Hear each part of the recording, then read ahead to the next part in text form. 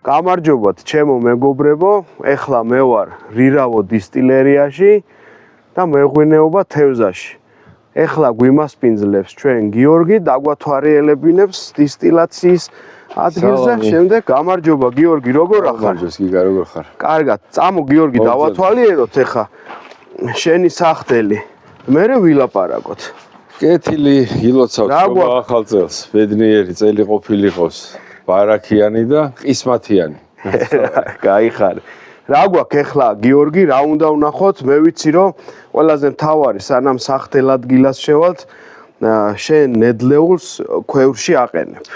უпростоრად ადუღებ ქვევრში, ხო? როგორც უჟანგავ ცისტერნებში, ასევე ქვევრებშიც, ეს არის ესე ვთქვათ, ჩვენი მიმღები მოედანი.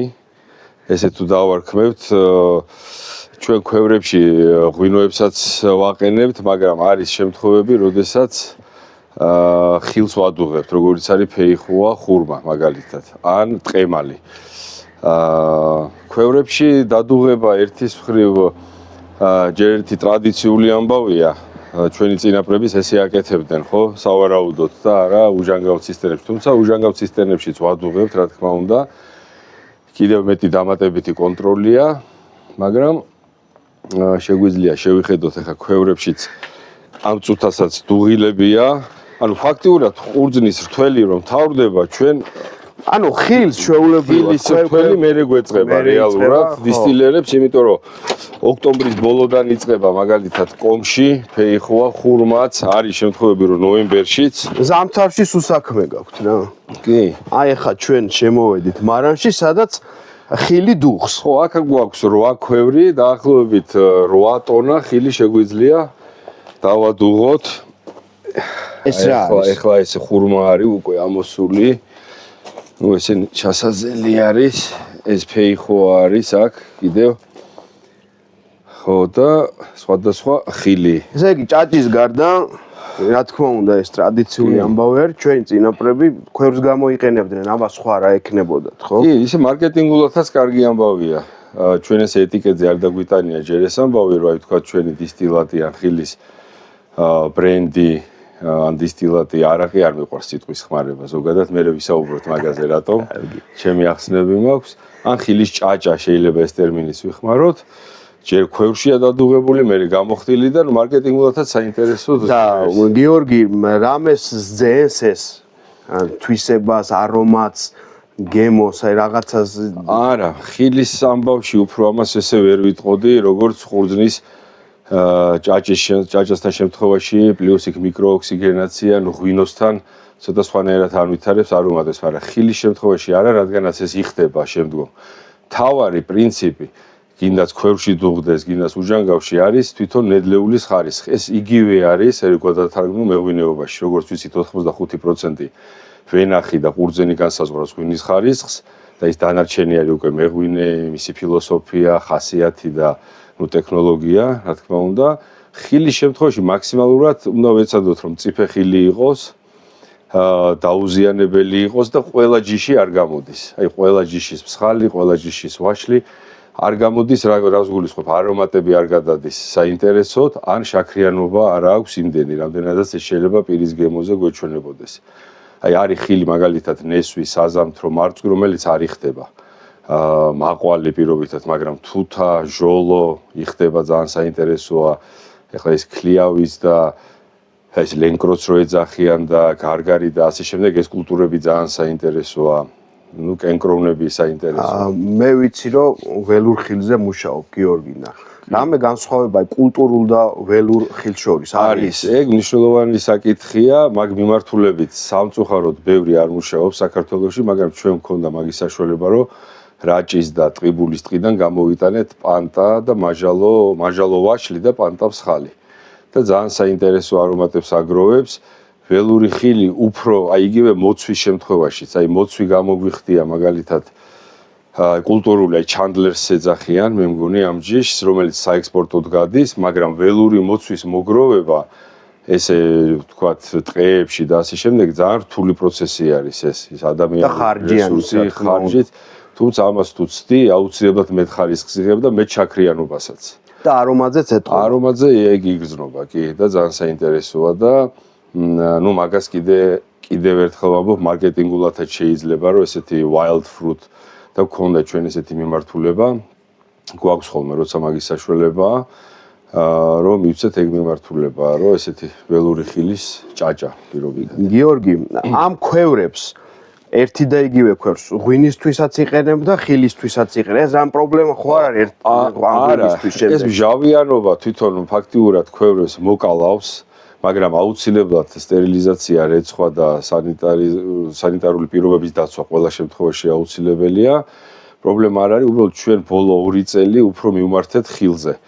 რადგანაც ვთქვათ, ღვინის პროექტში სტოკები დაგროვდა, ზოგადად სოფლიოს უჩის იცით ღვინოების გაყიდვა და აქედან გამომდინარე, ქვევრიც რო არ მოცდენილიყო, უფრო ეს მეორე წელია რომ ხილს ვადუღებთ. მაგრამ შეგიძლია რომ თქვათ მომავალზე სულ ყურძენით შეიძლება, კი, აუცილებლად და ნუ სტერილიზაცია, რასაც ქვია, ახლა ჩვენ ლიმონჟავა გოგირდიანი წყლით ვრეცხავთ, აუცილებლად დაცლის შემდგომ ნედლეულის ხილი იქნება თუ ყურძენისა ღვინის დუღილი, აუცილებლად უნდა ეგრევე გაირეცხოს პირობითად ეს ქვევრები და ნუ მერე დაკირვით ხდება შენახვა, როცა ცარიელია. როგორც ანტისეპტიკი მუშაობს, რომ არ დაუბდეს და არ დაზიანდეს. იმიტომ რომ ფორების გამო ქვევრი თუ იდეაში ეს ყველა უმეტესმა მეღვინემ იცის ალბათ ყველამ, რომ ნუ დაზიანებული ქვევრი ეს ფორებში თუ გაუჩნდა მას ან მოსანთლასა და თიხაშორის ფენაში ბაქტერიამ თუ დაიწყო ცხოვრება ან მის ფორებში, იმის გამოდევნა ფაქტიურად მე შეუძლებელია და ან უნდა ამოიღო ის ქვევრი, ან როგორც მუზეუმი გამოიყენო. ამიტომ ძალიან დიდი ყურადღება უნდა მაგამოს. ავიდეთ ახლა სახთელში. დისტილერია ჯობია ვთქვათ ხოლმე თუ სახთელი? ორივე შეგიძლია თქვა, მაგრამ ნუ დისტილერიას ვიყენებთ ჩვენ როგორც დისტილატი გვირჩევნია ხოლმე ჩვენ ვთქვათ, ვიდრე არაყი. იმიტომ რომ არაყი აქ ახლა რა ხდება? ფორმისეულ კულტურასთან ასოცირდება. ნუ ეს ნაწილი უკვე ამ ცისტერნებშიც დიდი რაოდენობით, როდესაც არის ვთქვათ ხილი, გადამუშავება ხდება, კურკის გაცლა ხდება აუცილებლად, რომელიც დანადგარებიც ახლა იქით აწყვია. ან მეორე დანადგარია საჭყლეტი ეგრეთ წოდებული, რომელიც მყარხილზე გამოიყენება, როგორც არის კომში ვაშლი. და შემდგომ უკვე ეს მექანიკური ნაწილის, აი წიბწა, გინდაც ხილის ან კურკოვანი ხილის შემთხვევაში ეს კურკა, მყარი ნაწილი აუცილებლად ჯობია რომ მოცილდეს. და მის გარეშე წარიმართოს დუღილი. თუ ეს ვერ ხერხდება, არ უნდა გატყდეს ეს კურკა, არის პატარა წარმოებლები არიან, ვინც ვერ ახერხებენ ამას, მაგრამ უნდა დავიმახსოვროთ, რომ გამოხდის შემთხვევაში ქვაბში შეტანა არ შეიძლება. კურკის და მყარი ნაწილის. მერე მაშინ მოგიწევს ამ უკვე გათხელებული მასიდან მოცლა, რაც კიდევ უფრო რთული არის ამ მყარი ნაწილის. ამიტომ თავიდანვე თუ კურკა მოცილდება, დაიჭყლიტება და ესეთი პიურეს სახით მივიღებთ ხილს, იმის მართვა, დუღილი, უკვე ფერმენტებით იქნება, უფრო იოლიც არის და უფრო სწორიც არის. ანუ ამითი ვიცავთ იმ ამბავს, რომ მეთანოლის ზღვარი არ გაიზარდოს, რომელიც პოტენციურად მეტი გადმოედინება მერე გამოხდის დროს და ჩვენ შესაბამისად მეტი თავნახადის მოხსნა მოგვიწევს და დანაკარგიც მეტი იქნება და მეტად დაწმენდა მოგვიწევს კიდევ მერე უკვე დისტილატის. ასე რომ ეს თავიდანვე აუცილებელი პირობაა. ახლა უშუალოდ აპარატებთან წავიდეთ. დადუღებული მასა უკვე ფაქტიურად ხილის ღვინო შეგვიძლია ესე უწოდოთ. შემოგვაქვს უკვე სახთელ აპარატურაში, რომელიც აი ესეთ სამ სახთელ აპარატურად არის განთავსებული ჩვენი დისტილერია. ესე იგი არის 800 ლიტრიანი, 600 ლიტრიანი, 257 litrიანი ქვაბები, რომლებიც დაკავშირებულია თავის ინდივიდუალურ სამაცივრე სისტემებთან. ანუ პირობითად აი ეს ერთ ქვაბს რო შევხედოთ, აქედან უკვე წამოდუღებული, წამოდუღება პირველი. ანუ აქ ჩადის მასა. კი, აქ იტვირთება მასა. ეს მასა თქვა პირველი ნახადი გამოიხადა. ხო, პირველი ნახადი ჩვენ ძირითადად ვცდილობთ რომ ორჯერ გამოხოდოთ, თუმცა ამ აპარატს კონკრეტულად შეუძლია ერთ გამოხდაშიც მოქცეს საბოლოო პროდუქტი. იმიტომ რომ აქედან წამოსული კონდენსატი შედის უკვე და ამ სამ თეფს გაივლის. და აქ კიდე ხდება მისი დაწმენდა და რაც ვერ გადაედინება უკვე კონდენსატი აი ამ მაცივარში უკან ხდება ჩამოღვენთა. ეს შეიძლება გინახიათ ხოლმე და ჩამოედინება ისევ წამოვა. ანუ ეს ნიშნავს რომ ერთ გამოხდაში რამდენჯერმე ტრიალებს. ეს დეფლეგმატორი ხო? დეფლეგმატორი ზემოთ არის და ეს თეფშები არის. თეფშები. ხო.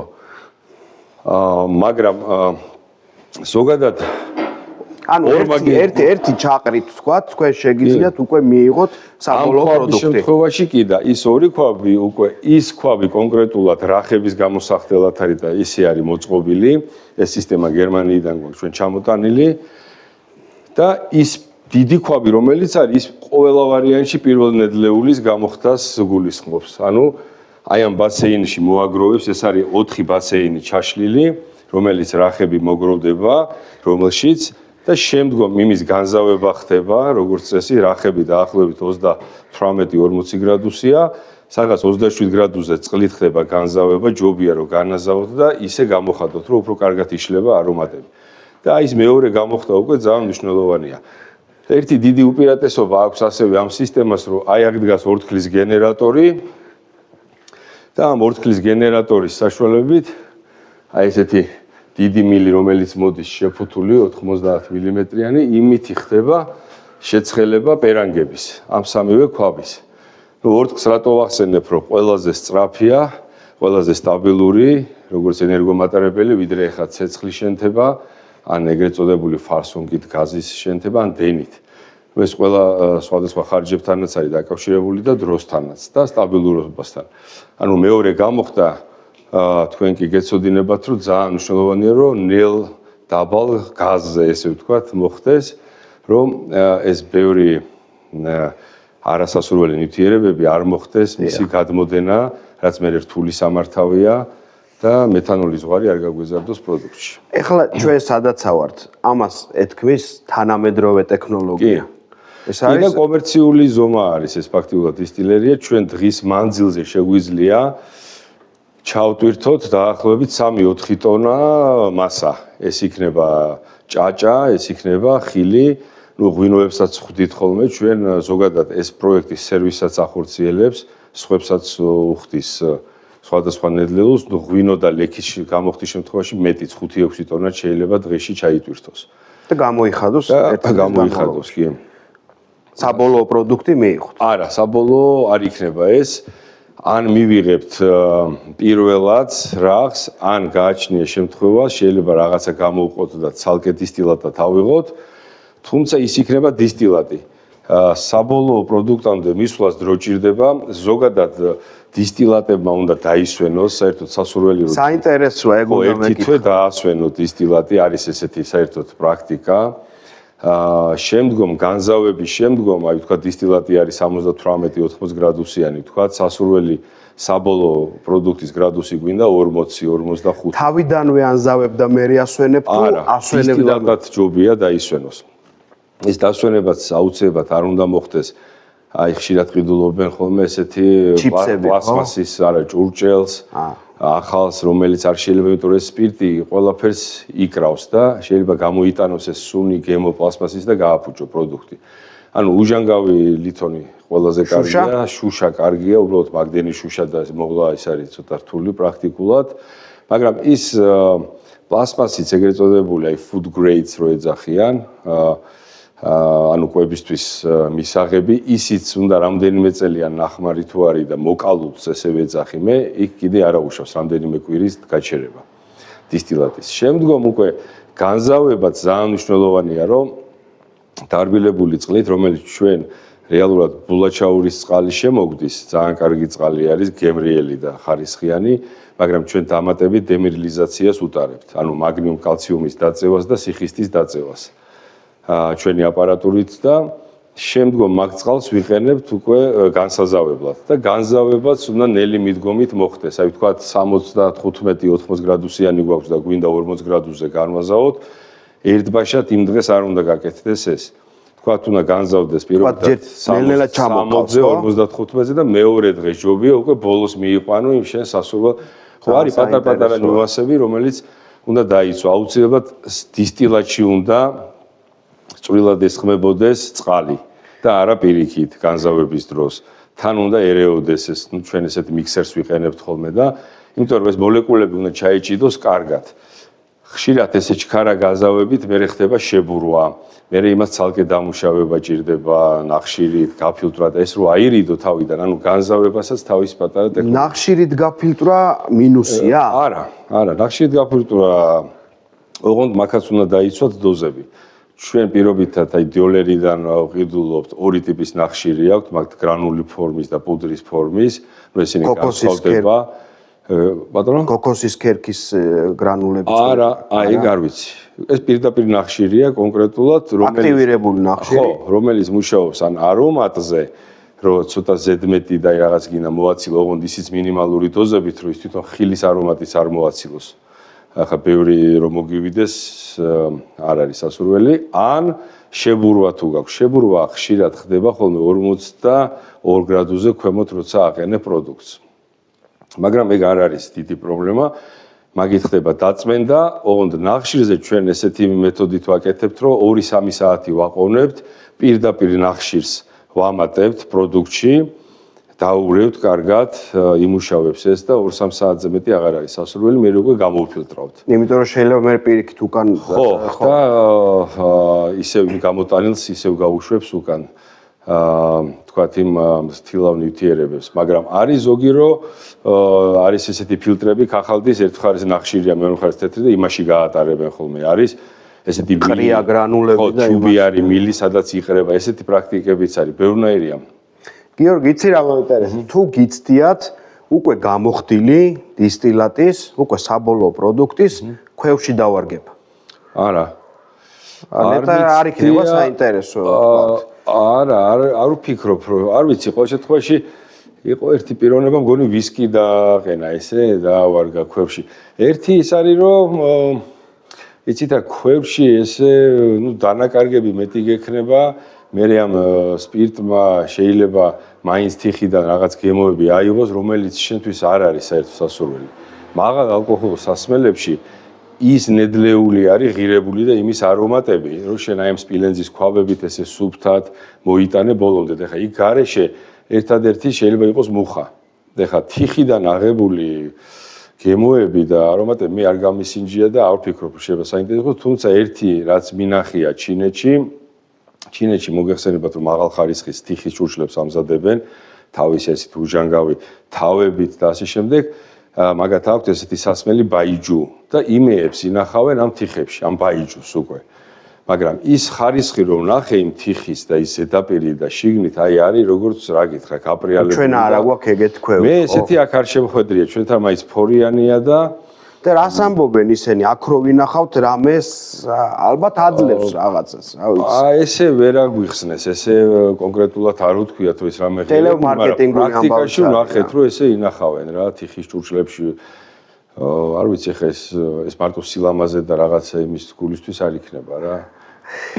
კარგი, გიორგი, გადმოვინაცვლოთ ეხა ჩვენ და ვილაპარაკოთ ერთად. გამარჯობა, ჩემო მეგობრებო. მე ვარ რირავო დისტილერიაში და მე მასპინძლობს გოგა. ამ საქმის უბადლო მცოდნე და ძალიან მაგარი მხდელი საქართველოში. გამარჯობა გოგა. სალამი გიგა, მოგესალმები. ჩვენ ახლა უნდა ვილაპარაკოთ პირველ რიგში ჭაჭაზე და ასევე უნდა ვილაპარაკოთ ხილის ჭაჭა, ასე სწორედ მოხსენიება, ხო, ხილის ჭაჭა. შეგვიძლია ხილის ჭაჭა ვთქვათ. ან დისტილატი. ხილის დისტილატი, ან იგივე ჭაჭის დისტილატი. ზოგადად ტერმინი არაყის ხმარება არ მიყვარს და მე ორი სიტყვით გეტყვი რატომაც. ისე არაყი არაბული არის და სულხან-საბას უწერია იყი. იყი, ხო, მაინც გვინდა ვთქვათ იყი, მაგრამ ესეც ცოტა ისეთი გამოსათქმელია, მაგრამ ერთი ნიუანსია ასევე, რომ არაყი უფრო მაინც ინგლისურად რო თარგმნო ვოდკა არის ეს. ხო და ეხა ჭაჭის ვოდკა, ან ხილის ვოდკა უკვე სხვა კატეგორია არის. კარგი, მაგაზე ვილაპარაკოთ. ეხლა მითხარი, რა არის რირავო, რა ფილოსოფია არის რირავო, რა ხალხი აკეთებს ამას, რას აკეთებთ, რას საქმიანობთ, როგორ საქმიანობ და თქვენი ცოდნის შესახებაც რომ მითხრა ცოტა რა. საიდან გაქვთ ეს ცოდნა? კი ბატონო, ორი სიტყვით ესე რომ მოვყვეთ, 2013 წელს დავაფუძნეთ რირავო დისტილერია ჩვენ საგურამოში, მაგრამ ეს იდეა მე მიწევდა, ეს იდეა წარმოიშვა ჩემ თავში, რომ ეს რატომაც არა საქართველოში ხილის გამოხდა, შესაბამისად ჭაჭაც, ამერიკაში როდესაც ცხოვრობდი, სწავლობდი 2001 წელს. იქ მაგისტრატურის კურსი გავიარე მე ვინახება მეღვინეობა დევისის უნივერსიტეტში კალიფორნიაში და პარალელურად ავიღე კურსები დისტილაციის. იქ არის ხო ამერიკაში დისტილაციის სასწავლებელი? კი, არის ესე სასწავლებელი. მიმართულება ესეთი არის? ცალკე მიმართულება არის, თვითონ აქ ამ ფაკულტეტს აქვს ორთვიანი, ესე ვთქვათ, შემსწავლელი კურსის სახით.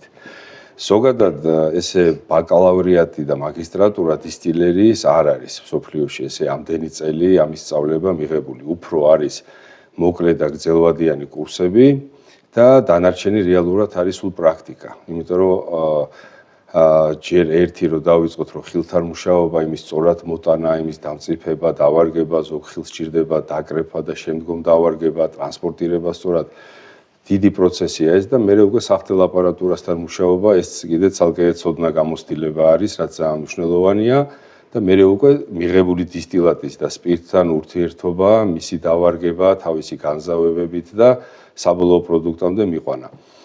ორი სიტყვით რო გითხრათ, მეღვინეობაზე არანაკლებ საინტერესო, მაგრამ შეიძლება ითქვას უფრო რთული პროცესი იყოს ეს. აქაც ეხლა თუ ესე კომერციულად შევხედავთ, სხვადასხვა ფერმენტებთან, საფუძვლებთან შეიძლება კონდეს ურთიერთობა, რომ ეს ხილი სწორად დაადუღო, ამასაც შესაბამისად შერჩეული ვთქვათ, საფუარი ენზიმები ჭირდება ხილის. გიორგი, ეს ყველაფერი ამ კურსებზე ისწავლება, სადაც შენ აი ხილთან ურთიერთობა ვთქვათ, ხილის დადუღება გამოხდა შეიძლება ისწავლებოდეს, მაგრამ იცი რა, ზოგადად ისწავლება უფრო, როდესაც ესეთ სპირტიან სასმელების კურსი იღებ, იქ უფრო ასწავლიან მსოფლიო სპირტიან სასმელებს. იქ არ არის ერთი მიმართულებით, მარტო მოდი ახლა ტეკილა შევისწავლოთ, ან გრაპა, ჭაჭა მით უმეტეს არიციან, ამას ცალკე უნდა ვისაუბრო და ცნობადობა ჭირდება ჭაჭას.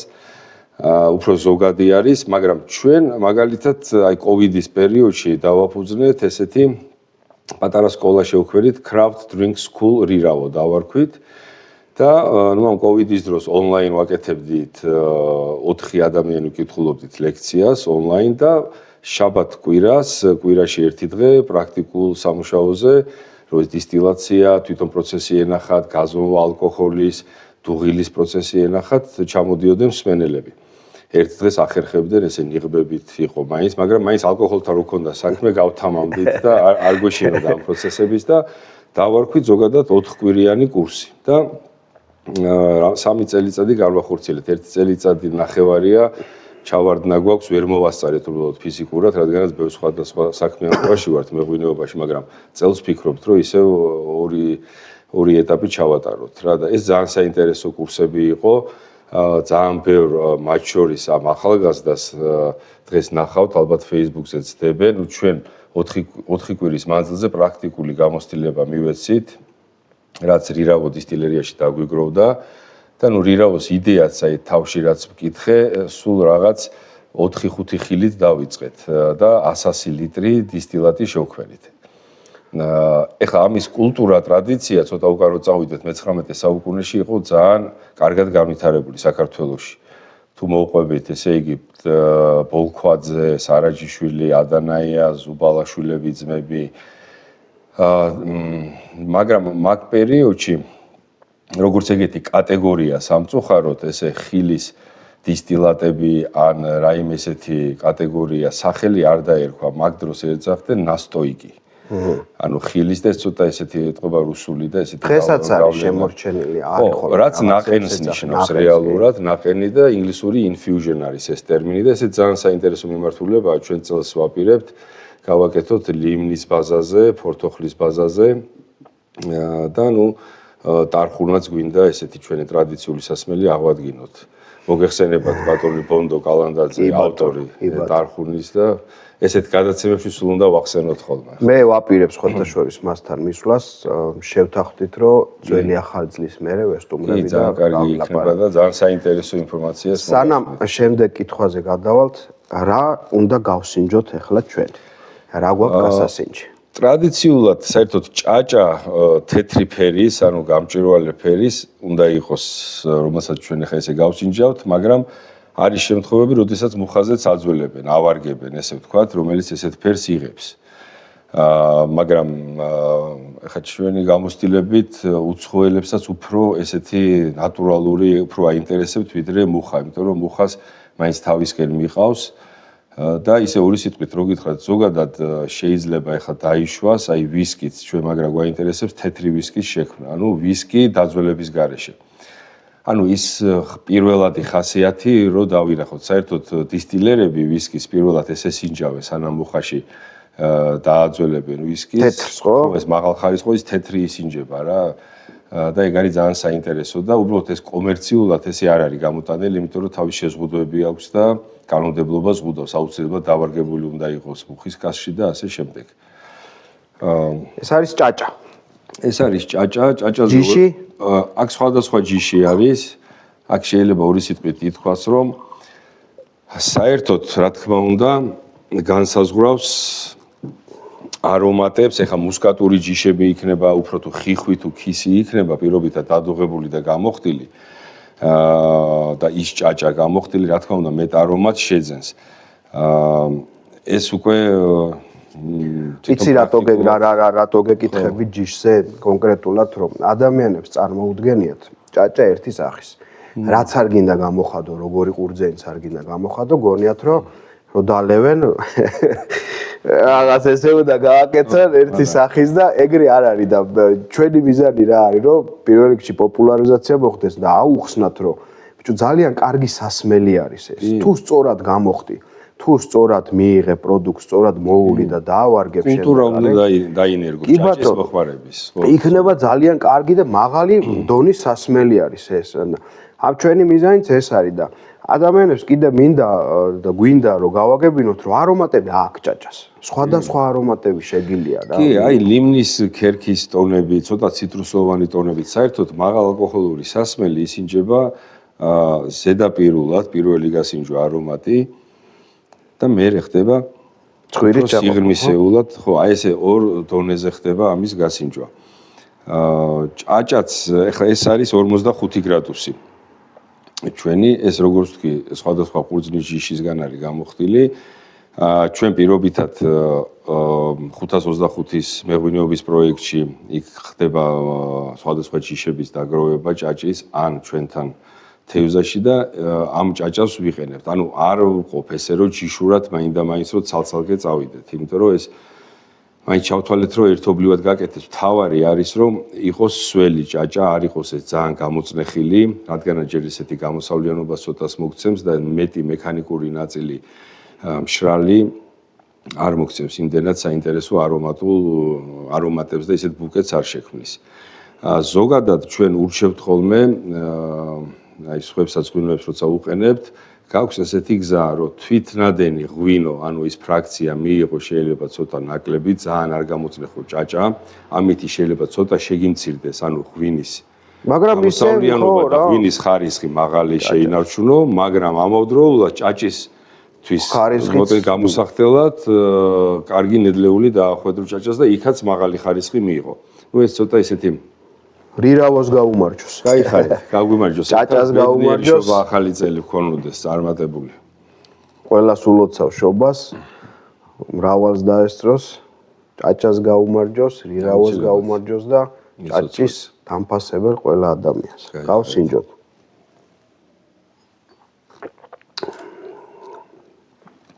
აი ახლა მინდა რომ ჩემს მეგობრებსაც უთხრა. მეგობრებო, მე წინა გადაცემაშიც გითხარით და ეხლაც მოგიწოდებთ რომ საქართველოში არსებობს ძალიან კარგი დისტილაციები, დისტილერები, მხდელები და ძალიან კარგი ჭაჭა თუ ხილის არაყი შეგიძლიათ ნახოთ. ჩემი თხოვნა რა იქნება რომ გაურკვეველ სპირტებს თავი დავანებოთ და აღმოვაჩინოთ საქართველოში საინტერესო ჭაჭები იქნება თუ ხილის არყები იქნება. გასინჯეთ თქვენ თვითონ, მიირთვით, დააგემოვნეთ და ნახავთ როგორ გაოცდებით. ამ ქვეყანაში ძალიან ბევრი კარგი მხდელი არის და ძალიან ბევრი კარგი სპირტი თუ ჭაჭა თუ არაყი არსებობს. ნახეთ, გასინჯეთ, თუნდაც რირავო და სხვადასხვა გადაცემებში სხვადასხვა არყებსაც და ჭაჭებსაც გაჩვენებთ. გაოცდებით და მოგეწონებათ. თქვენ თვითონ შეიყვარებთ, თქვენ თვითონ დაამუღამებთ, მიხვდებით სხვადასხვა არახს, სხვადასხვა გემოებს. განსჯით ხოლმე, როდის რა უნდა დალიოთ და მუღამში ჩავარდებით უფრო შეგიყვარდებათ ეს ჩვენი კარგი პროდუქტი. ასაც ქვია ჭაჭა და გიორგი ეს კითხვა მინდა დაგისვა შენ. რა არის ჭაჭა? რა გვაქვს ჩვენ ქართველებს ამ სითხის სახით? მე მგონია რომ ძალიან მაგარი რაღაცა გვაქვს, ოღონდ ძალიან დაუფასებელი არის დღეს რა. ხაშზე დასალევი სასმელია დაახლოებით.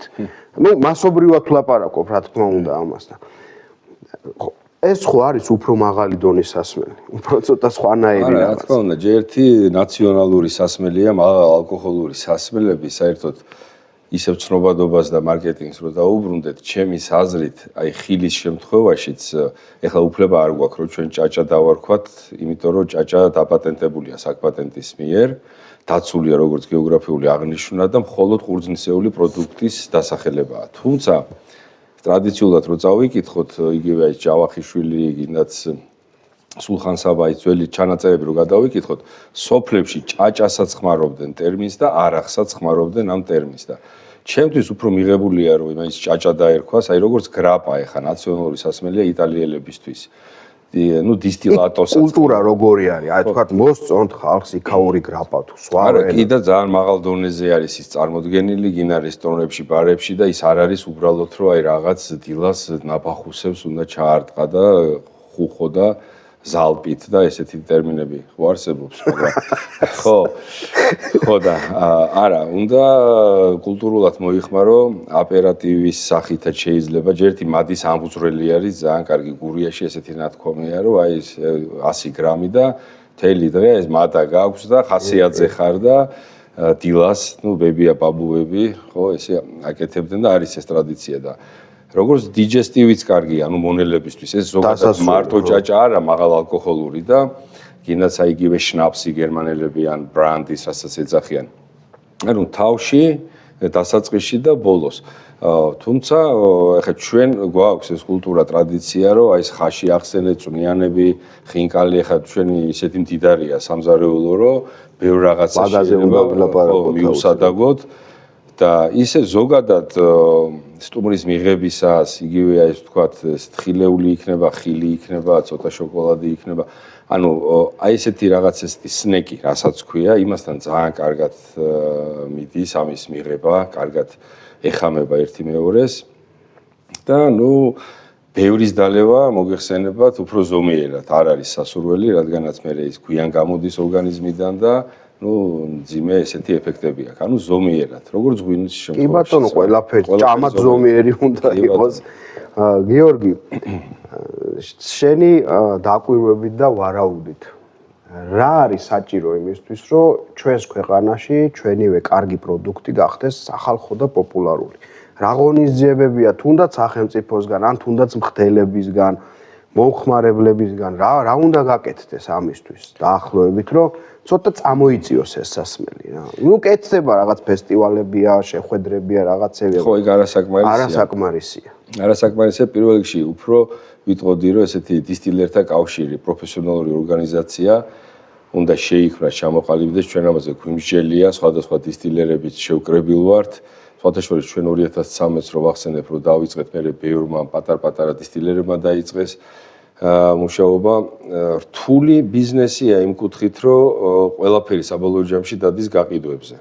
და ეს ამის ჯერ პოპულარიზაცია საქართველოში, რასაც ახლა ვსაუბრობ და მე უცხოეთში ძალიან დიდი ძალისხმევა უნდა, მაგრამ პირველ რიგში მე მაინც ესე მგონია, რომ ხმა მიაწვდინო იგივე სახელმწიფოსაც და სხვასაც პოტენციურ ინვესტორს ან დონორს, რომელიც შეიძლება რაღაცნაირად ერთჯერადად მაინც დაგეხმაროს აი ამ ასოციაციის ჩამოყალიბებაში, ისევ ჩვენ დისტილერებმა უნდა შევძლოთ ამას 1-2 ადამიანი ჭირდება, ვინც ესე საფუძვლიანად ადმინისტრირებას გააკეთებს, შეიძლება კლუბური ხასიათიც მიეცეს და მე უფრო ვიტყოდი, რომ საწევრო ხასიათი უნდა მიეცეს, რომ ყველამ თქვა სხვადასხვა ზომის მიხედვით დისტილერიამ რაღაც შენატანი გააკეთოს და აი ამ რაღაცა პირველადი ნაბიჯით, ფინანსებით, პატარა ესეთი ხმაური უნდა ატეხო, კაი გაგებით.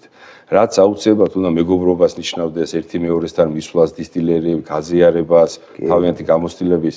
ანუ ეს კულტურა, ტრადიცია არის ყველგან. და მე მომხმარებელთანაც მივა ეს. ხო, მე ის მივა და ის ფესტივალზეც ის წარდგენა უფრო პროფესიონალურ ენაზე მოხდება, მე იმის გადათარგმნა და არა უბრალოდ ხდება ხოლმე ეს შემთხვევა, რომ აი ფესტივალზე და მე ღვინოებიც ზოგჯერ არ მომწონს გარეთ, რომ ეს მზეზეა და თბება და არც ამას უხდება. სიტყვა ამასაც თავის ტემპერატურული რეჟიმი ჭირდება, რომ სწორად მოხდეს მისი წარდგენა.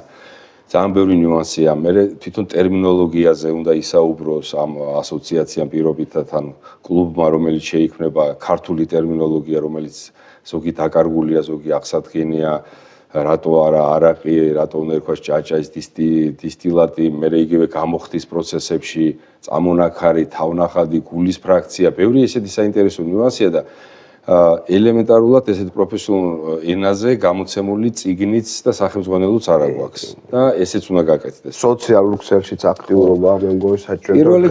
ბევრი ადამიანი არის იქ. სოციალურ ქსელშიც ხო და ოღონდ ის პროფესიონალურ ენაზე უნდა მოხდეს ამის წარდგენა და ამიტომ უნდა შეიკრიბოს ეს ხალხი ჩემი აზრით და მე ძალიან ბევრს უკვე ამ ღვინით მოძრაობისას და გამოფენებზე დაგროვილი იმდენი კონტაქტია, ახლა მაგალითად პროვაინზე პირობითად სხვადასხვა გამოფენებზე ცალკე სპირტიანი სასმელების სტენდები დგას ესე. და უამრავი საინტერესო ადამიანებია, მათთან ურთიერთობა აქვს უცხოური დისტილერების ჩართვა შეიძლება, მათი ჩამოყვანა აი ამ კუთხითაც შეიძლება. ნუ მე უკვე სახელმწიფოსაც შეუძლია, რომ რაღაც ამ კუთხით დაფინანსება ან რომელიღაც უნდა მოусმინოს დარგს თვითონ ამ დისტილერთა კავშირს, რომელიც ერთიანი იქნება, შეიკრიბება აქ სხვათა შორის უნდა ჩაშალონ, აი მაგალითად მე ესე წარმომიდგენია ასევე კრაფტი, ძალიან საინტერესო ტერმინია, რომელიც სამწუხაროდ ქართულად ვერ ვთარგმნე.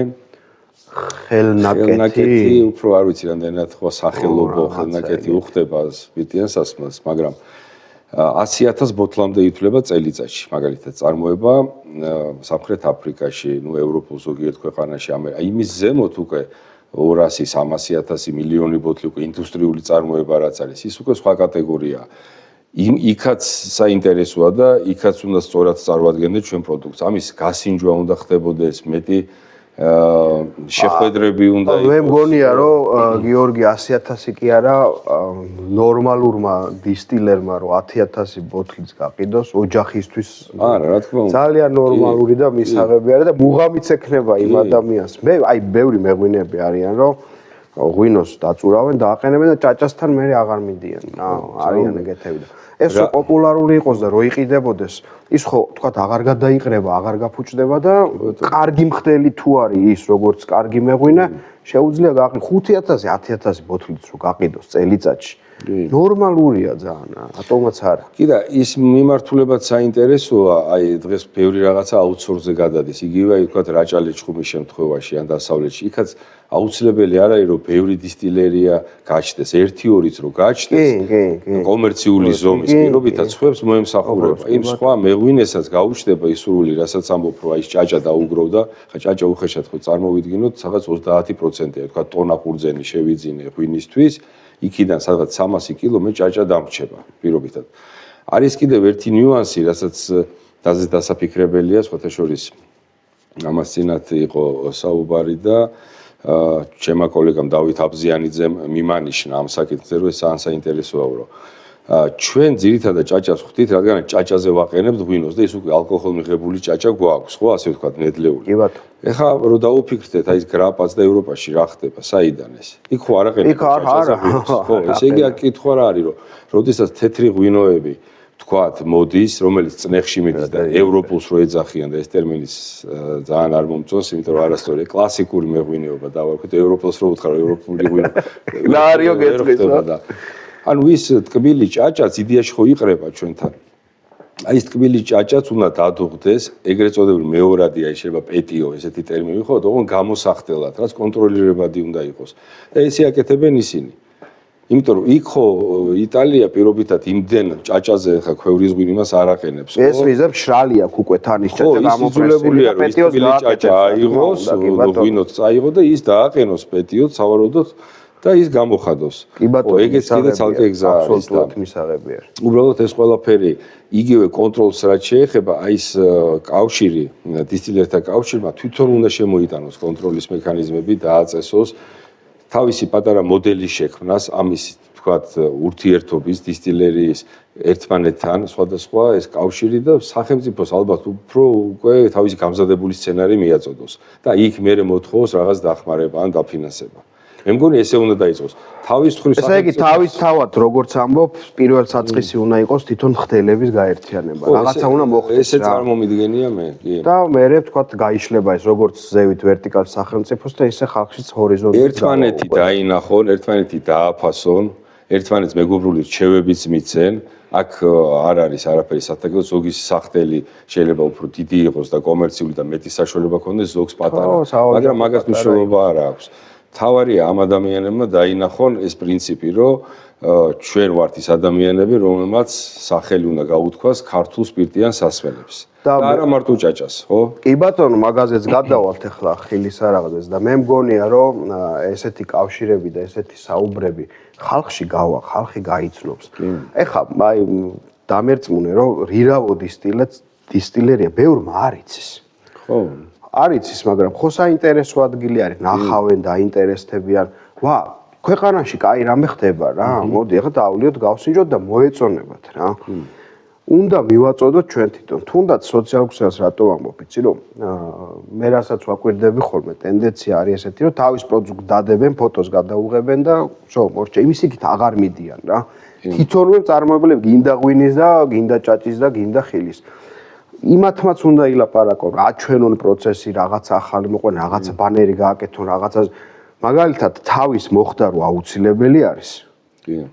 ბევრმა არ იცის და სოფლებში მაგალითად პირდაპირ რაც მოდის იმახო ხოხები ხარ. აი მიხო პაპა პირობითად რო ვთქვა, აი ეს თავნახადი ზოგი ამბობს, რომ აი ის არის ყველაზე კარგი და მას ის აკეთებს იმას ჭაჭას და ამ დროს მეთილი სპირტია, რომელიც ზღვის შლის, აბრმავებს და ნუ საერთოდ არ შეიძლება იმის მოხმარება. აი ხა ჩვენ მაგალითად თავნახადები საკმაოდ დიდი რაოდენობით გვიგროვდება და ხელის ანტისეპტიკად არის კიდევ რაღაც იყო ესეთი შემთხვევა რომ საღებავების კომპანიამ შეიძინა თქვათ წაიღო იმიტომ იმათ გასაზავებლად ჭირდებათ რაღაც დანადგარის გასაწმენ და ხო იმას თავის მიმართულება რაღაცა შესაძლებლად რაღაც იმიტომ რომ იმის გამოყენება არ შეიძლება ერთადერთი რაც შეიძლება ითქვას რომ თავნახადის მოხსნის დროს აი ეს პირველი, მოდი ესე ვთქვათ, ყველაზე მძიმე 1 ლიტრი ფრაქცია აუცილებლად უნდა მოიხსნას და შემდგომ ახლა გააჩნია 1-2 ლიტრი პირობითად. ახლა ჩვენ შემთხვევაში, აი ვთქვათ 600 ლიტრიანი ქვაბი, რომელიც ჩემს უკან არის, 500 ლიტრი იტვირთება ნედლეული, ჩატვირთული ნედლეულის, მოდი ესე ვთქვათ, 2-3% არის თავნახადი, ეს თეორიულად.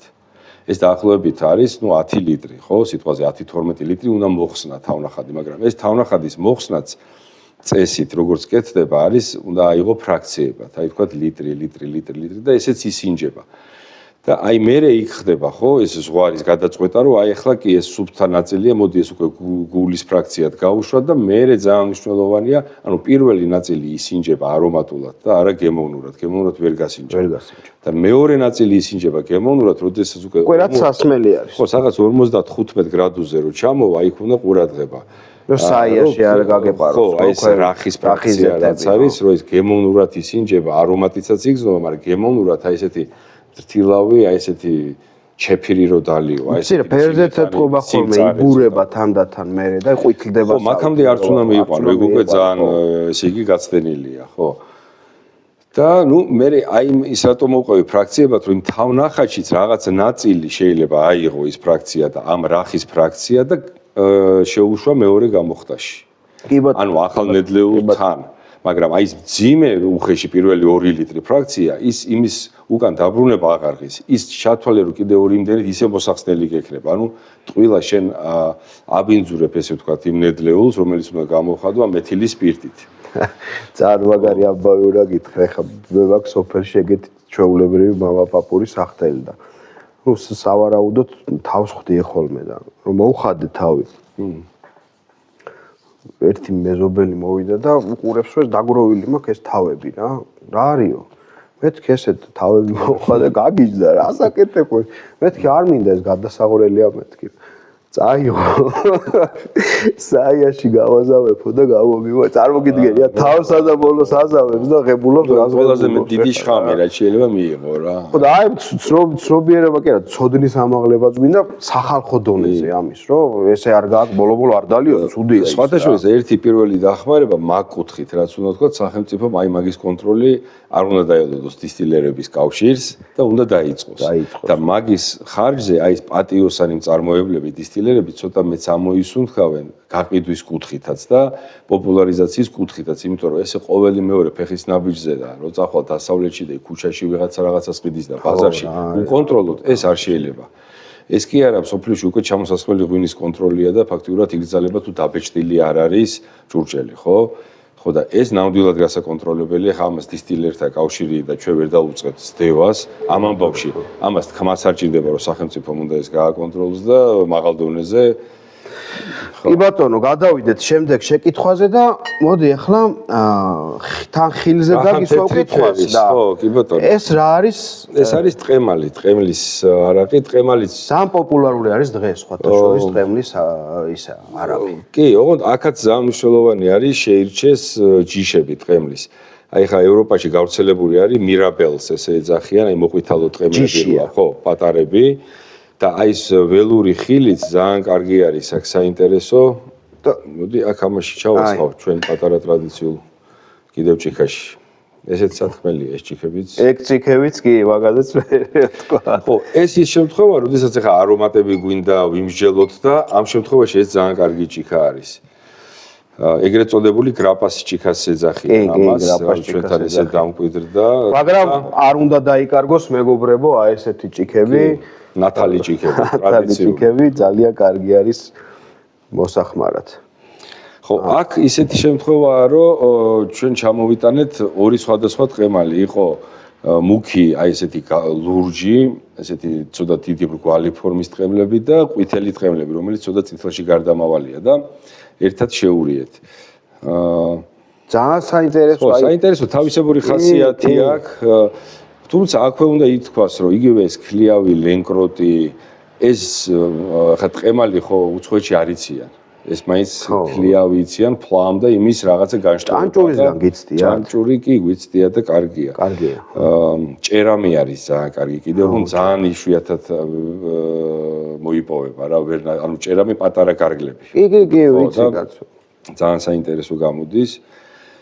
გარგარი ეხა სამწუხაროდ ჩვენ გამოგვიხდია ძალიან ძვირი ღირს რეალურად და სხვათა შორის აი თუთაც იგივე სიტუაციაა ძალიან საინტერესოა თეთრი თუთა იხდება რეალურად და არა შავი ნუ მესხეთი იყო რაც ძირითადად თუთის მარაგები მაგრამ ესე პლანტაციები აღარ არის იმდენი სომხეთში თუთაც გარგარიც ეს კულტურა არის ზაფრად იქ და ჩვენთან ეს უფრო დაიკარგა და ესეც აღსადგენია. მოდი ჯერ სადაგრძელოთ თქვა და გავაგრძელოთ ხილის არაღზე საუბარი. საქართველოს გაუმარჯოს. ჩვენ ქვეყანას გაუმარჯოს, გილოცავთ კიდევ ერთხელ. ტყემლის არყით და გავსინჯოთ. ძალიან არომატული არის მეგობრებო. აი კიდევ გეუბნებით რომ აღმოაჩენთ ესეთ საინტერესო რაღაცებს, ძალიან გაგიხარდებათ და შეგიყვარდებათ სასმელიც და ქვეყანაც. ძალიან არომატული არის. გაუმარჯოს ჩვენს ქვეყანას. ეს 42 გრადუსია, 42-ზე გვიჭირავს. ო, რა საინტერესო სასმელი არის, ძალიან. აი განსხვავდება თან ისი თქმა მინდა იცით რომ ჭაჭა ხო თვითონ სხვადასხვა ჯიშის ყურძნისგან განსხვავდება არომატი და ხილის ჭაჭებიც ძალიან განსხვავდება თავად ჭაჭისგან და თავად ერთმანეთისგან და დიდი სპექტრი გვაქვს არომატების და გემოების ამ ქვეყანაში, რომელიც შეგვიძლია გასინჯოთ და მიირთოთ. ეხლა მითხარი გიორგი. ყველა ხილი იხდება თუ არ იხდება ყველა ხილი? არა, ყველა ხილი არ იხდება.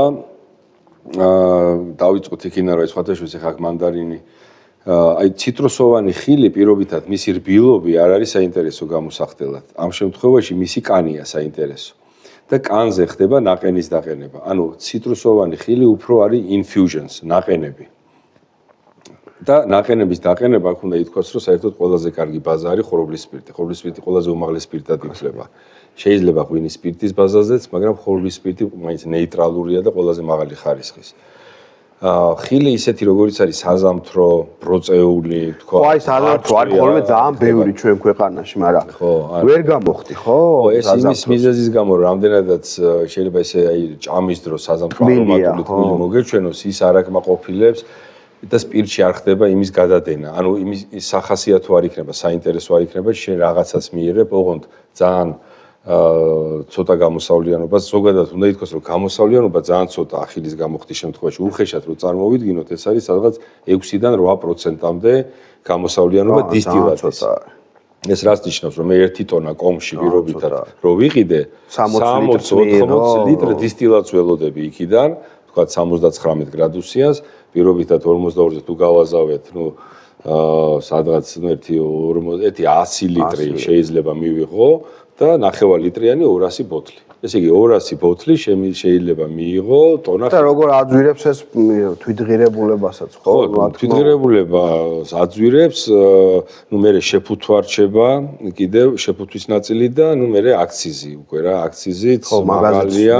სხვადასხვა არ ვიცი საუბარი იყო გაზდაზე აქციზის, მაგრამ ეხება თუ არა მაღალ ალკოჰოლურ ჯერ არ ვიცი ზუსტად, მე მგონი წელს. ჩემი აზრით ხელშეწყობის ერთ-ერთი მნიშვნელოვანი ნაწილი ის იქნება, რომ საქართველოს ჭაჭაზე, კონკრეტულად და ხილის ჭაჭებზე, როგორც ღვინოზე არის მოხსნილი, შემცირდეს მაინც. შეიძლება მაღალ ალკოჰოლურზე სრულად ვერ მოხსნა, მაგრამ შემცირდეს მაინც და ყოველ შემთხვევაში იმპორტირებულ მაღალ ალკოჰოლურ სასმელთან მიმართებაში, რომ შენი ნაციონალური აქ შექმნა სასმელები უფრო ხელმისაწვდომი მიიღოს ნაკლებ თვითღირებულებით და ის მომხმარებელიც ვთქვათ უფრო ქართულის დალევას დაიწყებს და განსხვავებასაც მომხმარებელი გახდეს ქართული. ამაზე ალბათ მე ცალკე კიდე საჭირო იქნება ერთი კარგი დიდი გინდა გადაცემა, გინდა მიმართვა, რომ სახელმწიფოს ვთხოვოთ და დაუსაბუთოთ რატო არის საჭირო საქართველოში წარმოებული ჭაჭის და ხილის ჭაჭების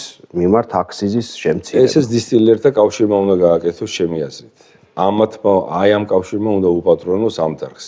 მე ესე მგონია. კი ბატონო. მე ეხლა მინდა კიდევ ერთხელ მივესალმო შენს ინიციატივას, გიგა და ძალიან კარგი წამოწყებაა ეს, რომ ამაზე საუბარი დაიწყე, ამას სამწუხაროდ თითქოს დრო არ რჩებაო, ან ყურადღებოდ რჩება ბევრ თვითონ მეღვინეს და მაღალალკოჰოლურ სასმელების მწარმოებელსაც შეიძლება ამდენს ვერ საუბრობდეს. ეს ძალიან კარგი ინიციატივაა და ესეთი კაი ტრიგერი შეიძლება იყოს. ბევრი ნახავს ამ გადაცემას, მე მგონი უყუროს ბევრი და კიდევ ერთხელ გასაცოცხლებელია ამას ვიტყვი, რომ ეს დისტილერთა კავშირი გაკეთდეს. და უნდა იყოს თავიდანვე აი ესე დაფუძნებული ძალიან სამართლიან და მეგობრულ კავშირის ტიპი უნდა იყოს, რომლის იდეაც იქნება, რომ ჩვენ თავსაც დავეხმაროთ და ქვეყანასაც სწორად გაუყვალოთ ეს ამხელა კულტურა ტრადიცია, რაც მოგზდებს და გვაქვს. ღვთისმადლით. კი ბატონო, კი ბატონო. სწორად შევფუთოთ, სწორად წარუდგინოთ ქართულ მომხმარებელსაც და უცხოელსაც. იმედი მაქვს, რომ ჩამოყალიბდება და ვიმუშაოთ ამ საკითხზე, მერე ცალკე კიდე დავილაპარაკოთ, ჩამოვაყალიბოთ და შეიძლება მართლა გაკეთდეს და დიდი ნაბიჯებიც გადაიდგას. ეხლა რა მაინტერესებს? ჭაჭა უფრო იყიდება თუ ხილის არაღი? შენი დაკვირვებით. საქართველოში მაქვს ეხლა ხილის, იმიტომ რომ მაინც ადამიანებს, ხო იცი, სიამოვნებს პირდაპირ აი ხილის ეფექტებს რო იჭერს. მაგალითად ფეიხოა ძალიან მძაფრი არის კომში და იგრძნობა. ხო, იგრძნობა, ხურმაც იგრძნობა სხვათა შორის. მოცვი გვაქვს ჩვენ გამოხდილი, ძალიან საინტერესოა ისიც. იცი რა, უფრო მრავალფეროვნება ესეთი პატარ-პატარა ბუტიკური ტიპის რესტორან ბარები რო გაიხსნა, იმათა მრავალფეროვნება უნდა ასორტიმენტში კარგად ჩდება. ეხლა ჭაჭის შემთხვევაში გინდა არ გინდა, მაინც ესეთი ორი პოზიცია გაქვს, ერთი ნეიტრალური თეთრი და მეორე თქვა მუხაზე დავარგებით და შენი თქმის არ იყოს, ჯერ კიდევ ეს მენტალურად ჭაჭის ის გადასალახია, რომ ეს მარტო ეხლა იგივე მაგალითად ხაშიც პირობითად, ხო, ისეთი გლეხები და ესე იყო, მაგრამ ეხლა იხელა კულტურა არის ამისი, ხაშის და წვნიანების, ხო, ხაშერია და რაღაცები გაიხსნა და აი ესეთი ადგილები ითხოვენ სხვათა შორის ჭაჭას აუცილებლად და ცდილობენ, რომ ესეთი მაქსიმალურად მაღალხარისხოვანი საინტერესო ჭაჭის წარდგენა მოხდეს იქ. მაგრამ ეს მცირე არის რა, მცირე ნაწილი ესე უფრო მასიურად კოქტეილებში შეიძლება კიდე გამოიყენონ იცი აი კი და არის აკეთებენ მიქსოლოგებთან ურთიერთობა ძალიან საინტერესოა ჩვენ ვაკეთებთ ხოლმე ამას სხვადასხვა ბარები მაგალითად სტამბაში ფეიხოა ძალიან მაგარ კოქტეილს აკეთებენ და ჭაჭიდანაც თვითონ კოქტეილი იმიტომ რომ ესეც ერთ-ერთი პოპულარიზაციის გზა არის რა ამ ბევრი რაღაც მოფიქრება შეიძლება თან ახლა ახალგაზრდებთან კარგად მივა მაგ ფორმით ხო ახალგაზრდობას ეგ უნდა თან ესეთი არეები მიდის ესეთი მიქსი მიდის ამ სასმელების სხვადასხვანაირი და ამ ფორმითაც შეიძლება ის მიაწოდო და არ არის აუცილებელი ესე პირდაპირ შოთები კი ბატონო რა თქმა უნდა მაგრამ ბევრ ამას შეიძლება გამოვიყენოს თუმცა ეგეც ესე მოხმარება პირდაპირ ტრადიციის ნაწილია და ეგეც უნდა დარჩეს ახლა ეს იყო ყოველთვის და თავარი არის რომ სუფთა იყოს ის ჭაჭა კი ბატონო რა. ხო და ეს იგრძნობა. ამას როგორც კი განავითარებ, აი ღვინოს მე მგონია უკვე დარწმუნებული ვარ, ძალიან ბევრი ადამიანი საქართველოში იყო ეხა პერიოდი, რომ აი ესე დამისხი, დამალევინე და შეიძლება არც აგემოვნებდა და არც იყო ესეთი მრავალფეროვნება ჯიშების და ესეთი ისა და დღეს აღარ არის ესე ხო, ყველა თითქოს ცდილობს ჭიქა დაატრიალოს, გასინჯოს, წაიკითხოს, რომელი წლის მოსავალია რაღაც. ჭაჭაზე, მაღალ ალკოჰოლურზეც ხდება ეს ამბავი, აუცილებლად დაიწყება და აი ეს აი მარტივად რო აუხსნათ მომხმარებლებს, ან ამის მოყვარულებს ჭაჭის, რომ აი ესეთი მეთილის სპირტის ტონი, თვითონ აი ეს მეთანოლი, რაც არის ესეთი ძაფრი, აი ცოტა აცეტონის ტონი არის, ცოტა ესეთი უკვე დაობებული ბოსტნეული ან ესეთი ტონი არის, ის თუ მოდის და იმას გრძნობ, ესე იგი ის არ არის იქ სუფთად გამოხდილი და ის გადაყვა. კი ბატონო, კიდე აი აქაც ეცადო რაღაც ნავთის ტონიც მინახია მე გემოში სიცარე არ უნდა იყოს, აი ესეთი უხეში ტანინი არ უნდა იყოს. ანუ ეს პატარ-პატარა ნიუანსებია, რომლითაც შეიძლება რაღაცებს აი პატარა უცბად კითხვას დაგისვამ. ძალიან პატარა საწარმოს, აი 50-70 ლიტრიან პატარა ქვაბს თანამედროვეს. ხო შეუულია რომ ეგეთი კარგი მაღალი ხარისხის სპირტი მიიღოს თავისთვის. საჭირო არის თქვა ამხელა მოწყობილობები? საჭირო არის, გეტყვი რატო? ის იმდენად პატარა, აი ტრადიციული 70 ლიტრიანი ქვაბები, ხო? აი რო წარმოიდგინო, ესე იგი იმ 70 ლიტრიან ქვაბს სანამ გარეცხავ, ააწყობ, მერე თქვა თიხით შემოზილავ, ხო ეს პროცესი და გამოხდას დაიწყებ, თან ყველა ვარიანტში ორჯერ უნდა გადაბრუნდეს, დრო იმდენივე მიაქვს, რაც აი 600 და 500 ლიტრიან ქვაბს. შენ იმ 3 საათს პერიოდს უხეშად ვერ აცდები.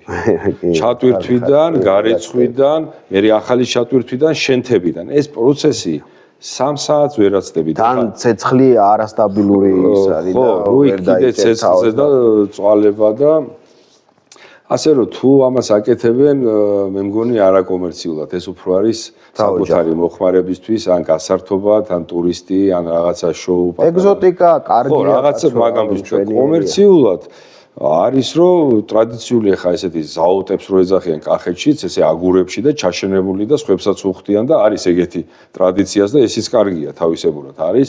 ეხლა ჩვენი სახელი აპარატურა გერმანულია. საერთოდ გამოხდაში ხა ხილის გერმანია, ავსტრია და შვეიცარია ითვლება სამშობლოდ რა, ესე ვთქვათ, შნაფსის, ანუ თვითონ სახთელი ქვაბების შენების 150 წლიანი ისტორია აქვს და ცნობილი ბრენდებია. ეს არის ჰოლშტეინი, ეს არის იაკობს კარლი, რომელიც ჩვენია, კოტე არის, მიულერი. ეს ისეთი სახთელი ქვაბები მთელ სოფლიოში იყიდება და ეხლა აი შეკვეთა რო გინდოდეს ახალის 1 წელი დაცდა უნდა. და აი პირობითად რო წარმოიდგინოთ ესე ვერ მიხვალ და ვერ იყიდი. არა, 1 წელი ხო უნდა შეუკვეთო და დაიცადო და დაახლოებით 250 ლიტრიანი ქვაბი სადღაც 45,000 ევრომდე დაგიждდება ახალი. თავის გამაციებლით, თავის ჩამოტანა, განბაჟებით, ტრანსპორტირებით. ასე რომ ძვირი სიამოვნება მე იმის მოვლა პატრონობა უნდა იცოდე იმ სპილენძის. ეხა ის უნდა მოგემსახუროს 1-30 წელი თავისუფლად.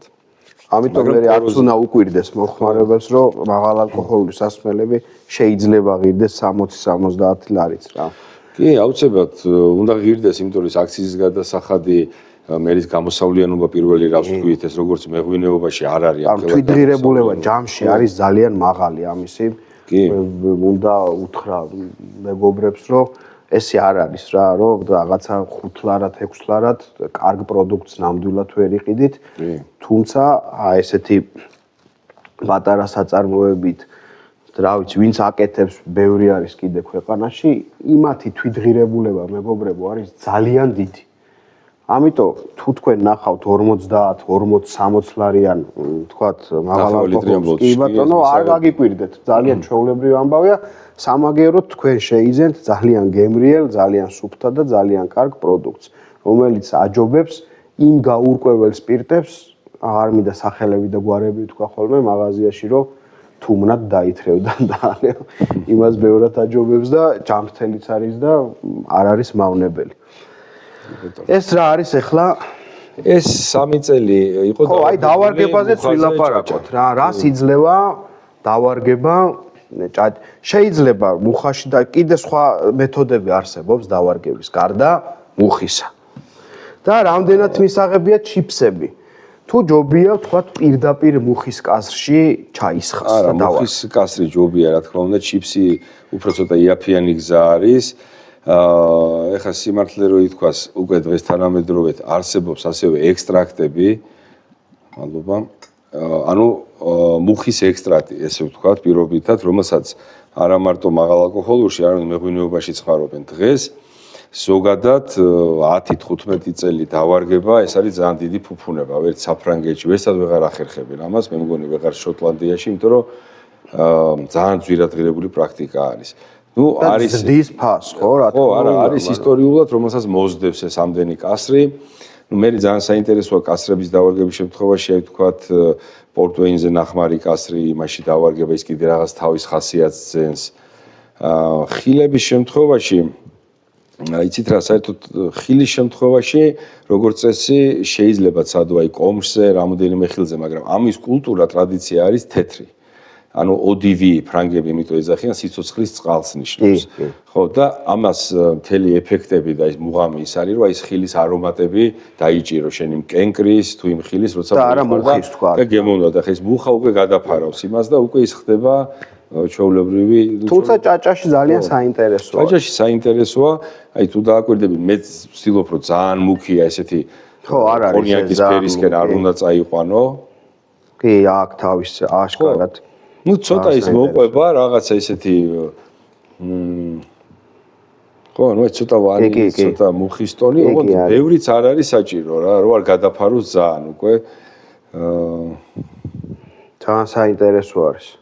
ხო, ეს 3 წელი იყო, ეს ეხლა უბრალოდ ჩვენ რამდენიმე ნიმუში გვაქვს, ჩვენ კომერციულად არ გაგვიკეთებია, გერმანელი იმპორტიორი იყო, რომელმაც შეგვიკვეთა და სპეციალურად მისთვის დამზადდა 225 ლიტრიან მუხის კასში.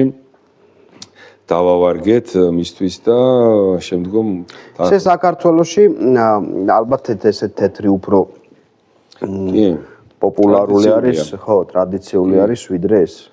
და დავარგება აუცილებლად საერთოდ მისაღებია რაღაც 68 მაქსიმუმ 70 გრადუსი რო იყოს კასში დავარგებისას, მეტი არ არის სასურველი 75-80, იმიტომ რომ უკვე წარეტანინებს გამოიტანს ის კასიდან.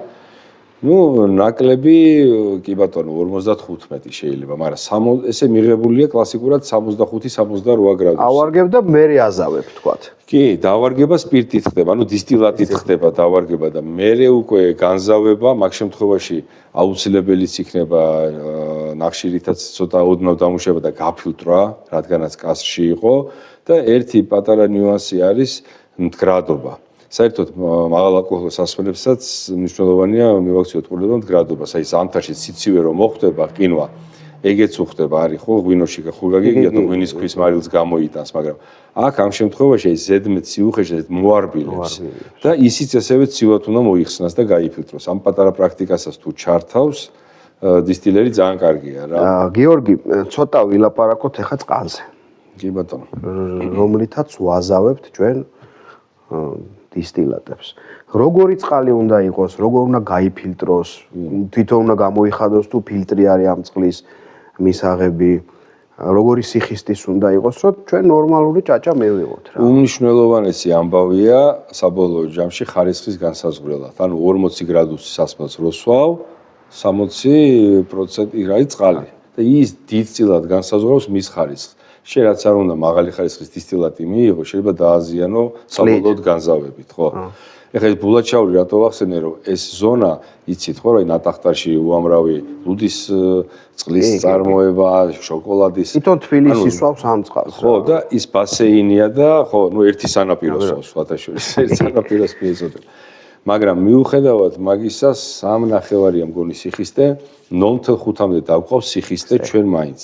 და მაგნიუმ კალციუმის მოცილება ხდება, ნუ ეს მარილები დემირილიზაცია ქვია ამ პროცესს, დამარბილებელი წყლის, რომელიც არ ღირს ძალიან ძვირი, ეს ყველა დისტილერიას. ოსმოსის აპარატს არ არის, თლათ ოსმოსის არ არის, სხვათა შორის ეს აპარატი ამერიკული არის, რომელსაც უფრო სამედიცინო და ესეთი კლინიკებში გამოიყენებენ. ანუ უკეთესი ვარიანტია ვიდრე ოსმოსი. არა, უფრო მარტივი ვარიანტია. უფრო მარტივი ვარიანტი. ხო, არის კიდევ ეს ოსმოსი და ანუ ბოლომდე გაცილება წყლის და ხო იცი ოზონითაც ბოლოს რო კლავენ ყველაფერს და ის ეგ უფრო ინდუსტრიულები ხმარობენ დიდი დისტილერები და მე არ ვარ მაგის მომხრე, იმიტომ რომ ის კი ყველაფერი გაცილებულია, ესეთი pure, ესეთი ტერმინია ის წყლის, მაგრამ ის ხასიათი და გემოც აღარ აქვს იმას. და ეგეც მნიშვნელოვანია, უკვე ბარი წყალივით არის, ხო? აი მაგალითად, ბევრი დისტილერები, აი თქვა შვეიცარია, გერმანიაშიც მე გამიგია, ესე კრაფტები, იტალიაშიც, აი დისტილერები თუ დაკვირვები ხარ, თუ დაათვალიერებ, ჩადგმული არის რაღაც მთაში. აი ხა სადაც როგორ დაუშვირო ჩადგა, სადღაც ან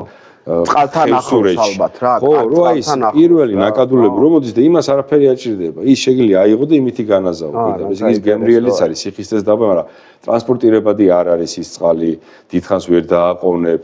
ეხლა დისტილერიას ესე ყველა ვერ წახვალ და იმაშან თის ძირას ვერ ჩადგავ რაღაც არის, მაგრამ რო იცოდეთ, ეგ ძალიან მაგარი ნიუანსია და ამას ცალკე ძიება უნდა. კარგთან ახლოს წყლის, ხო, აი წყარო, საინტერესო პროცესი არის. ხო, ეს ძალიან მნიშვნელოვანია. ჩვენთვისაც ძალიან კარგი იქნება. თან მთიანი რეგიონი ვართ. შეიძლება აღმოვაჩინოთ ამ ქვეყანაში ისეთი საინტერესო წყალი. ავსტრიას აქვს ეგეთი კულტურა, რომ აი ესეთ მაღალმთიანი მეებში შვეიცარიას და იქ არის და აი დისტილერია მიაბა პირობითად წარმოიდგინე ადამიანმა იმ წყალს.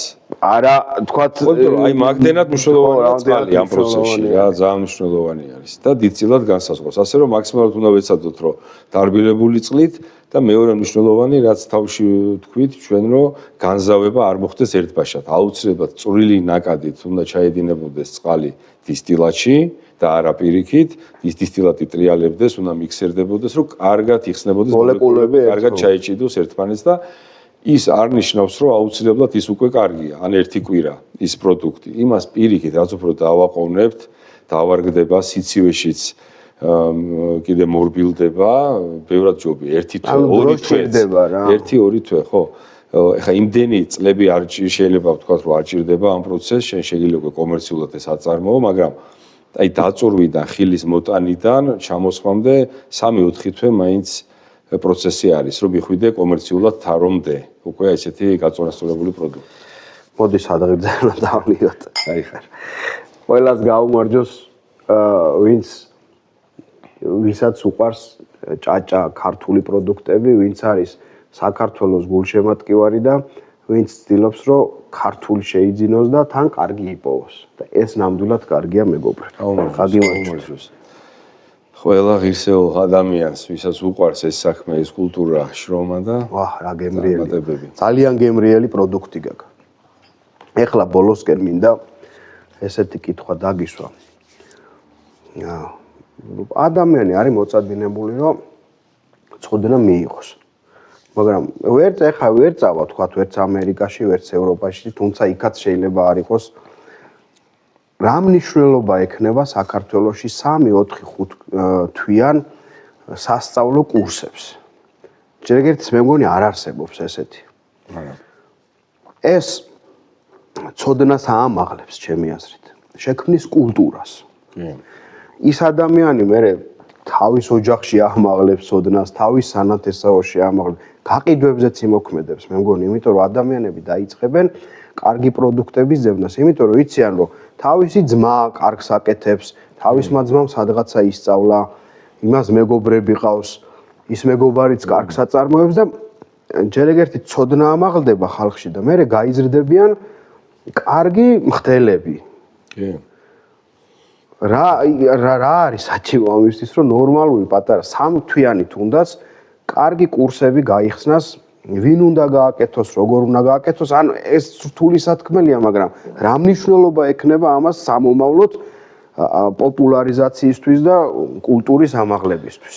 აუცილებელი არის და ესე იყო დავით სარაჯიშვილის შემთხვევაშიც და ბევრი ჩვენი წინაპრის, რომლებიც გერმანიაში, საფრანგეთში დადიოდნენ, სწავლობდნენ, გამოცდილებას იღებდნენ, იქიდან ჩამოყავდათ სპეციალისტები, სახთელი აპარატურის ამწყობებით და მერე გამომხდელებით და ეს არაფერი სათაკილო არ არის ეს კულტურა და ესე ისწავლეს და ეს გამოცდილება და იმდენი იქნეს მერე რომ სომხეთში და აზერბაიჯანშიც კი ააშენა ძალიან კარგი სახთელი აპარატურა და ეს დანერგა და მაგრამ რა ხდება იმის მერე ამ ხელა ესე იგი გამოცდილება ტრადიცია გააქვს და ვარდნა ხო თითქოს იმის იმის მერე ახლა იწყებს რა იცი რა ის საბჭოთა კავშირის დროს და პერიოდში მე უფროს მეღვინეებს რო ვეკითხები ესე მითხრეს რომ არავინ ამას უკვე აღარ აქცევდა ყურადღებას ნუ გარდა ჭაჭისაო რა ნუ აი ჭაჭა იყო ისიც რაღაცა ოჯახურად გლეხები კომერციულად ხო არის იყო ფაქტიურად არ იქნებოდა რაღაც ნაყენები კეთდებოდა და ხილზე საერთოდ ლაპარაკი არ იყო. ხილი ან ხილად გადიოდა თელ რესპუბლიკებს ამარაგებდა საქართველოს, ან წვენებად,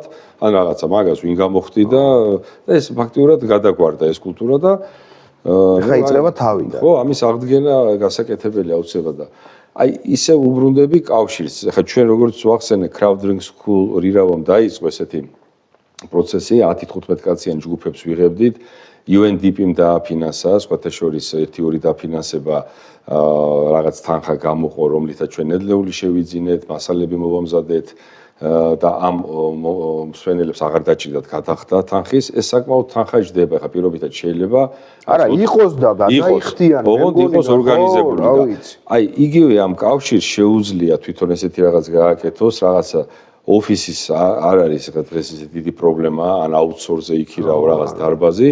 სადაც ამას ჩაატარებ, კიდე პრეზენტაციის PowerPoint-ის სახით, თეორიულ ნაწილს და პრაქტიკულ ნაწილს კიდევ მათთვის რო უფრო საინტერესო და რეალური გახადო ამ დისტილერიებმა შეიძლება უმასპინძლონ მე ამ ჯგუფებს. ხო, თვითონ რო ერთი დღე უმასპინძლონ, იქ ვიღაცა ხორბლისეულ კულტურას საჩვენებს გამოხდას, ვიღაცა ხილს, ვიღაცა ჭაჭას, ვიღაცა მარტო განზავების პროცესს საჩვენებს, ვიღაცა ალკოჰოლის სწორად გაზომვის პროცესს, დეგუსტაცია, რა თქმა უნდა, ყოველთვის ამასთან თანდართული და ეს უნდა გაკეთდეს უბრალოდ აი მე ისე გამომდის რაღაც კარგი იდეებს ვამბობ თითქოს, მაგრამ თავის მობმა უნდა დროს გამოყოფა უნდა და მე უბრალოდ პირადად რამოდენიმე სხვადასხვა პროექტში რო ვარ თან მეღვინეობის თან ამ პროექტში მე არ მრჩება ფიზიკურად ამის მართვის დრო და სულ ვამბობ სხვათა შორის დიმიტრის ვესაუბრეთ მანჯავიძეს ქონდა ესეთი შარშანაც ვილაპარაკეთ შარშანცეს რომ ნახოთ ვინმე ადამიანი ახალგაზრდა აქ შეიძლება სტუდენტი იყოს ვინც ადმინისტრირებას გააკეთებს ეს ადამიანი გვჭირდება გიგა შეიძლება შენ იყო ეს ადამიანი არ ვიცი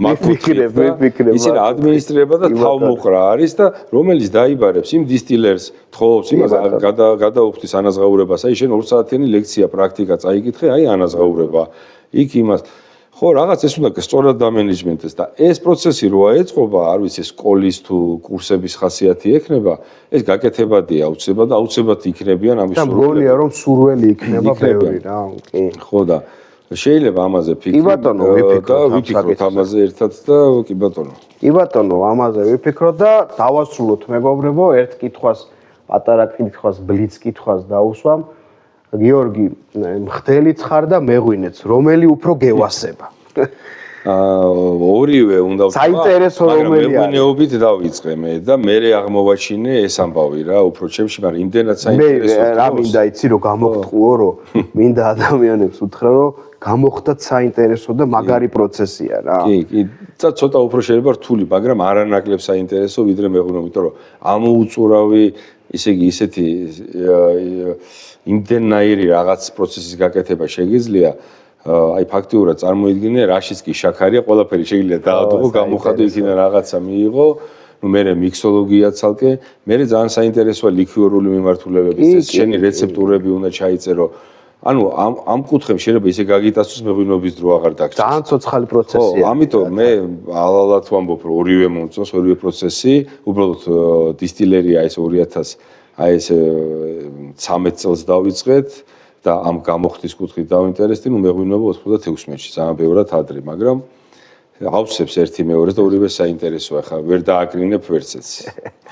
კარგი, დავემშვიდობოთ, დიდი მადლობა, მეგობრებო, ეძიეთ საქართველოში, მოგიწოდებთ, ეძიეთ, ბევრს აღმოაჩენთ, პატარა მეღვინეობა კარგად არის, მაგრამ ეხლა ჭირდება გვერდით დგომა დისტილერიებს, მხდელებს, მეჭაჭეებს, მეხილეებს, ესეთ ადამიანებს და იპოვნით საქართველოში ძალიან ბევრ საინტერესო სასმელს.